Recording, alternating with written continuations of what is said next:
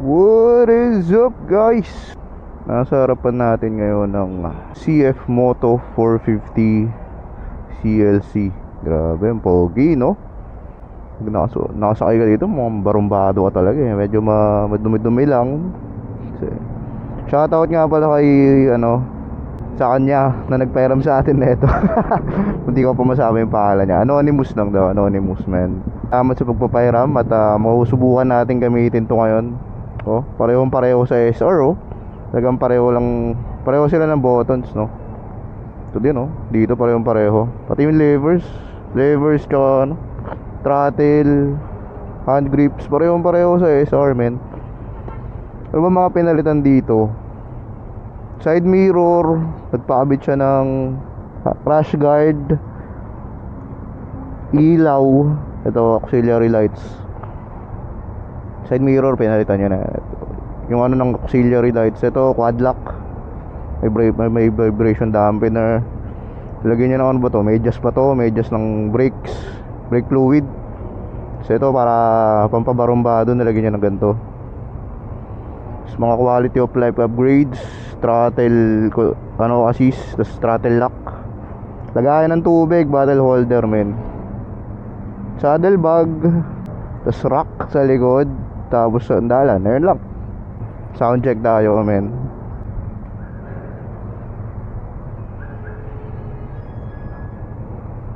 Taga station tayo ngayon eh. Actually nagamit ko na siya kanina, syempre hindi dala kong gas station yun. Sound check.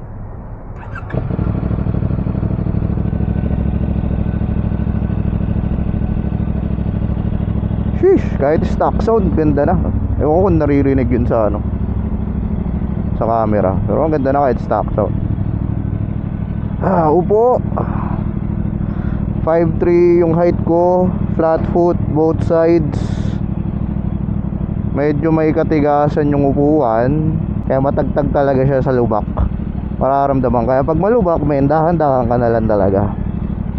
Subukan natin. Ayun, naka belt drive to oh. Tingnan nyo, belt drive yan men. Subukan natin, road test natin men. Road test. Whew. Medyo madilim pala yung dash nito pagka maaraw hirap makita oh. Lakas makapiling pogi pag nagda-drive ka nito men. Parang pogi mo. Ganda ng tunog kahit stock exhaust, stop pipe, ganda agad ng tunog. Yung stance natin men, oh ganda ng stance, relaxing. Tsaka ang baba niya talaga, abot na flat foot mo left and right eh, ganda. May torque, oh ganda niya, ganda ng handling, broskies.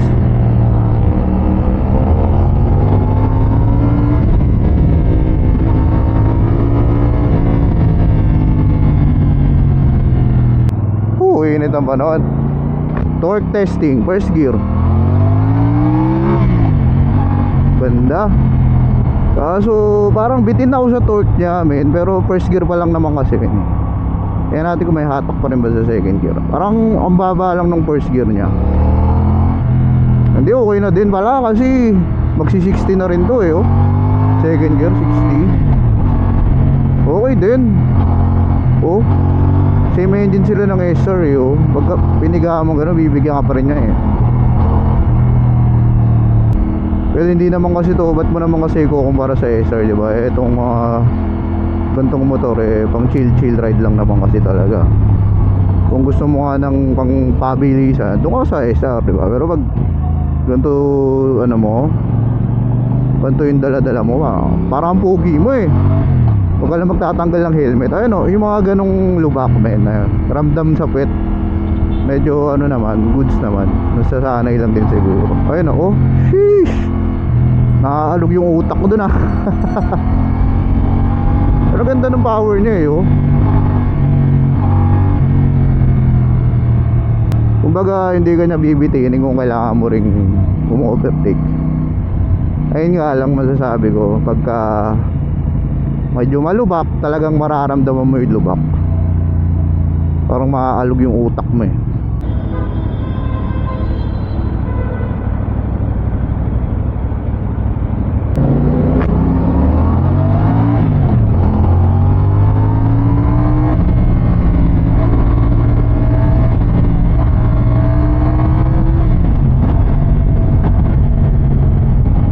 din. Siyempre 450cc eh, oh. Bilis din niya, men.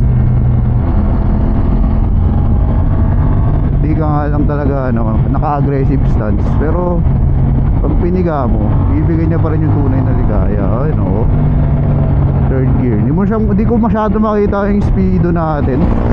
Ngayon lang siguro pagka maaraw na ganito, mahirap na makita, mahirap na ma-distinguish yung speed. Pero naka auto brightness na to, yung galing.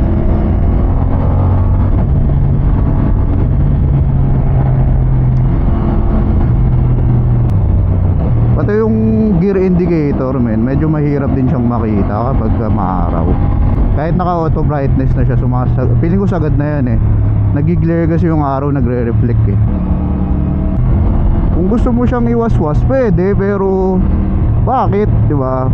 Bakit mo iwawaswas? Pag ganito, hindi ka naka-aggressive stance eh. Talagang ramdam na ramdam mo yung yung hangin sa katawan mo eh. Wala kang tataguan, unlike sa mga sports bike. Kasi yun, dinesign talaga yung pangwaswasan. Pero ito, yung engine niya, same sa 450 SR, iba lang yung tune, iba lang yung pagkakatono, low end torque yung ginawa dito eh. Kaya kung iwawaswas mo, pwede naman. Kung ipipiga mo, bibigyan ka naman niya.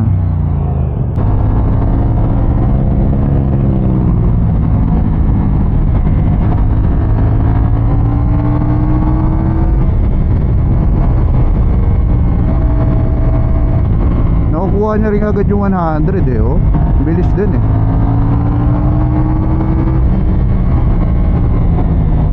Medyo mahina yung brakes.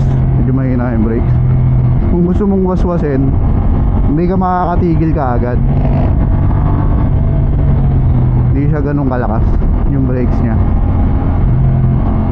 Mahina yung sa harapan, kahit sa likod. So pan-chill ride lang talaga siya. Pero kung pang-overtake mo, kaya niya. Diba? Chill ride lang na ganito. Tamang 50-60 yung speed, relaxing.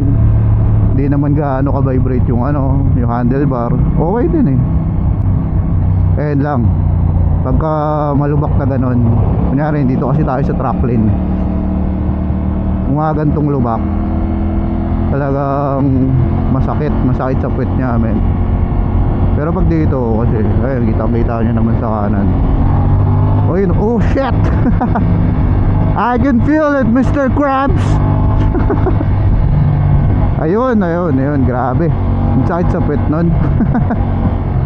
Mga ganyan dito C5, nararamdaman siya. Ayun lang, malaking factor yun guys kasi nakakadagdag ng stress yun sa long ride eh. Ayun wala tayong binubugbog eh. Siguro kung maganda-ganda yung kalsada, good shit siya. Pero kung ganito na lubak-lubak siya, lubakins, medyo mahirap, men. Medyo mabibilis ka, mapapagod. Pero sanayan lang siguro talaga.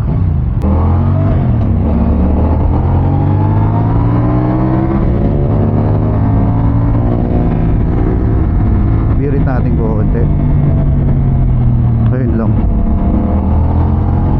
Mahirap siyang ibirit kasi mahina yung stopping power niya. So kung iwawaswas mo, bibirit mo, tapos biglang may sisingit, mahihirapan kang ipreno kasi mahina yung brakes niya. Hindi tulad sa SR, pag winaswas mo tapos may kailangan mo mag-brake suddenly, syempre wawaswasin mo nga eh. May brakes mo, ito medyo mahina talaga yung brake niya sa harapan eh. Well, hindi kasi siya design talaga para doon. Ayan, nihuyug-yug yung ulo ko. Nakikinig yata yung boses ko.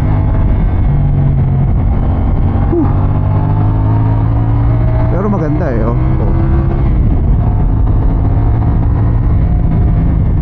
Mabilis, pero pag i-brakes mo na, wala, mahina. So kaya kung wawaswasin mo, bakit, diba? Chill ride ka lang na ganito.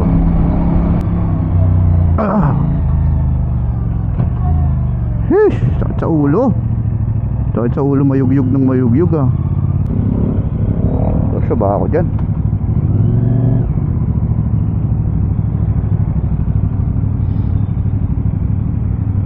Hindi. Para akong tatama.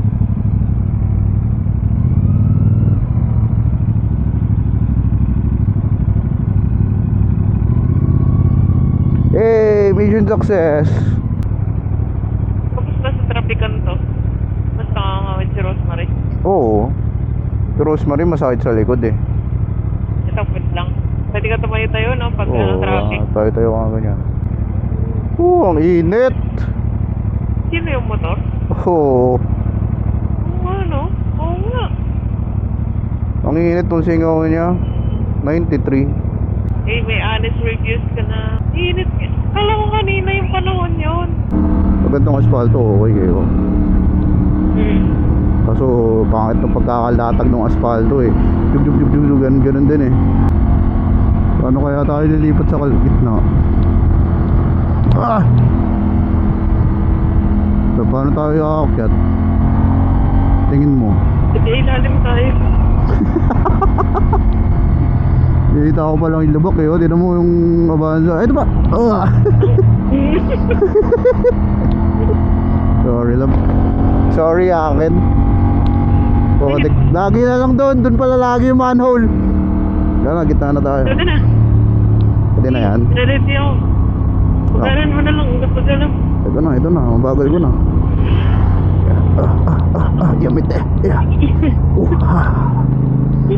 Yeah. Eh, meron pa. Sheesh! Grabe ka na. Para akong matatay ah. Oh! Siyempre naalog ka. Naalog yung pit ko ah. Alam mo yung butas ng pit mo na parang may tayo sa malapit na lumabas. Parang ganun ah. Ayan pa. Oo, tignan to. Pang ano lang to, pang magandang bansa lang to. Yung maganda yung pagkakalatag ng asfalto. Hindi yung ganito na may bawat may tapal. Grabe, napakapangit. Oh! Woo! Biglang umulan. Grabe kung maaraw pero umulan. So sobrang init kasi. Dito ko na lang tatapusin yung ating video mga men. And don't forget to like, comment, and subscribe. Rico J, always on the J. Maraming salamat sa panonood mga G. Sayonara. Bye bye.